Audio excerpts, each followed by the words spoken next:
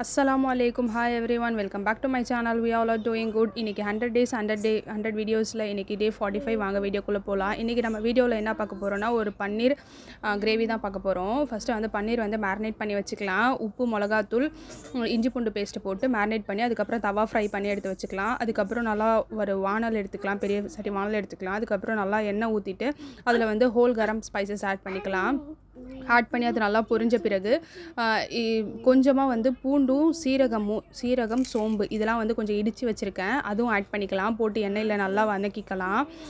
அது நல்லா பூண்டு வந்து கொஞ்சம் ப்ரௌனிஷ் ஆன பிறகு கருவேப்பிலை ஆட் பண்ணிக்கலாம். அதில் கருவேப்பிலையும் ஆட் பண்ணி நல்லா பொரிஞ்ச பிறகு இப்போ நம்ம வந்து கட் பண்ணி வச்சுருக்கிற வெங்காயம் ஆட் பண்ணிக்கலாம்.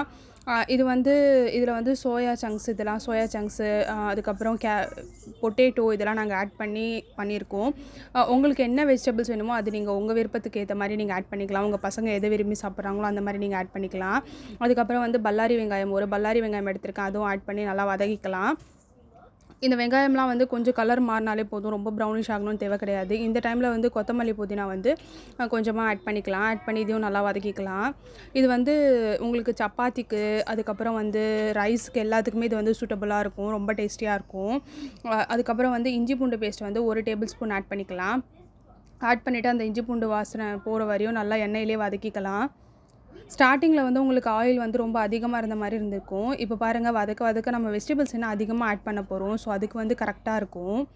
எனக்கு திரும்பியும் வந்து இஞ்சி பூண்டு பேஸ்ட்டு பார்த்தாலும் அதனால திரும்பியும் நான் கொஞ்சமாக ஆட் பண்ணிக்கிட்டேன்.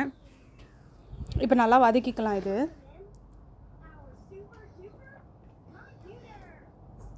நிறைய பேர் வந்து என் சேனலை வந்து சப்ஸ்கிரைப் பண்ணாமலே பார்க்குறீங்க. வியூஸ் போதும், ஆனால் சப்ஸ்கிரைபர்ஸ் இல்லை. கண்டிப்பாக என் சேனலை சப்ஸ்கிரைப் பண்ணிக்கோங்க. உங்கள் சப்போர்ட் எனக்கு ரொம்ப தேவை. இன்னும் வர வீடியோஸ் எல்லாம் நிறைய ஃபுட் கண்டென்ட்டோட உங்களுக்கு பிடிச்ச மாதிரி வீடியோ போடுறேன். இப்போ வந்து நல்லா பழுத்த தக்காளியாக ஒன்று எடுத்துக்கலாம், பெரிய தக்காளியாக எடுத்துக்கலாம். அதுவும் எடுத்து ஆட் பண்ணிக்கலாம். வெங்காயம் வதங்கின பிறகு இப்போ தக்காளி எடுத்து ஆட் பண்ணிக்கலாம். ஆட் பண்ணி இதையும் நல்லா வதக்கி விட்டுக்கலாம்.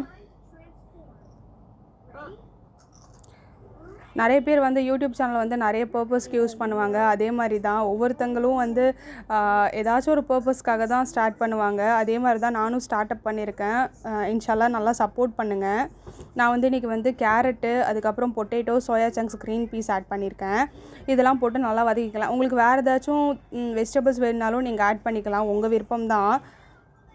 இப்போ இதையும் நல்லா எண்ணெயிலே வதக்கி விட்டுக்கலாம். சோயா சங்க்ஸ் வந்து நான் வந்து ஒரு 2 மணி நேரம் வந்து தண்ணியில் ஊற வச்சுருந்தேன். அதுக்கப்புறம் தண்ணியிலேருந்து நல்லா ஸ்குவீஸ் பண்ணி நல்லா புழிஞ்சி எடுத்து ஆட் பண்ணிக்கோங்க. அப்போ தான் அதில் மசாலாலாம் நல்லா உள்ளே இறங்கும்.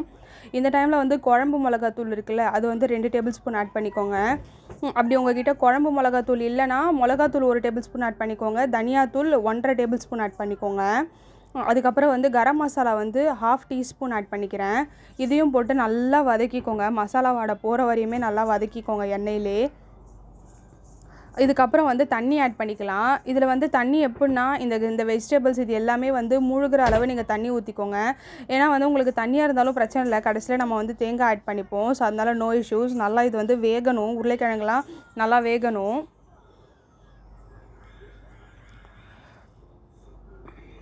இது சும்மா நானும் எடுத்து பார்த்தேன் இந்த மாதிரி வீடியோ. நிறைய பேர் வந்து ஃபோனை வந்து திருப்பி எடுப்பாங்க ஆங்கிளில்.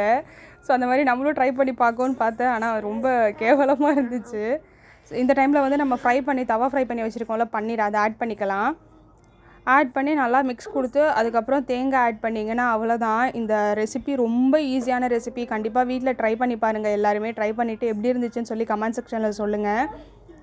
ரொம்பவே ஹெல்த்தியான ரெசிபி உங்களுக்கு. அந்த மாதிரி உங்களுக்கு ஆயில் போட இஷ்டம் இல்லைனாலும் கொஞ்சம் கம்மியாக ஆட் பண்ணிக்கோங்க, நோ இஷ்யூஸ், உங்கள் விருப்பம் தான். ஸோ வந்து இது அவ்வளோதான். இதுக்கப்புறம் தேங்காய் அரைச்சி ஊற்றிட்டா இது வந்து கிரேவி சூப்பராக ரெடி ஆகிடுச்சு. இன்ஷால்லா உங்களுக்கு வந்து இந்த வீடியோ ரொம்ப பிடிக்கும்னு நினைக்கிறேன். கண்டிப்பாக என் சேனலை வந்து சப்ஸ்கிரைப் பண்ணிக்கோங்க. இப்போ இது கிரேவி கொஞ்சம் வெந்துருச்சு, காய்கறி எல்லாம் வெந்துருச்சு. இப்போ இந்த டைமில் தேங்காய் ஊற்றி ஒரு 2 மினிட்ஸ் கொதிக்க விட்டு ஆஃப் பண்ணி சாப்பிட வேண்டியது தான். இன்ஷால்லா இன்னும் வர வீடியோஸ்லாம் நிறைய கண்டென்ட்டோட வீடியோ போடுறேன். இந்த வீடியோ உங்களுக்கு ரொம்ப பிடிக்கும்னு நினைக்கிறேன். நெக்ஸ்ட் வீடியோவில் பார்க்கலாம். Stay tune. பாய். மறக்காமல் என் சேனலை சப்ஸ்கிரைப் பண்ணிக்கோங்க. உங்கள் சப்போர்ட் எனக்கு ரொம்ப ரொம்ப ரொம்ப தேவை. இன்ஷால்லா நெக்ஸ்ட் வீடியோ பார்க்கலாம். Stay tune. பாய்.